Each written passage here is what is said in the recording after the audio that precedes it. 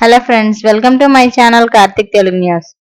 Friends, ఇవాళ ఇందిరమ్మ ఇళ్ల గురించి ఒక ఇంపార్టెంట్ అప్డేట్ న్యూస్ అయితే రావడం జరిగింది. దీని గురించి మరిన్ని విషయాలు ఈ వీడియోలో తెలుసుకుందాం. ఇందిరమ్మ ఇళ్ల ప్రారంభోత్సవాలకు ప్రభుత్వం సిద్ధమవుతుంది.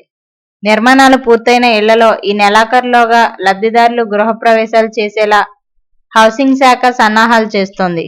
భద్రాద్రి కొత్తగూడెం జిల్లా చంద్రుగొండ మండలం బెండలపాడులో 21వ తేదీన ముఖ్యమంత్రి రేవంత్ రెడ్డి గృహ నిర్మాణ శాఖ మంత్రి చేతుల మీదుగా ఇళ్ల ప్రారంభోత్సవాలకు ముహూర్తం ఖరారు చేసినట్లు సమాచారం అందింది. ఇక అలాగే తర్వాత మిగిలిన చోట్ల స్థానిక మంత్రులు, ఎమ్మెల్యేలు పూర్తయిన ఇళ్లను ప్రారంభించడానికి ఏర్పాట్లు చేసుకుంటున్నారు.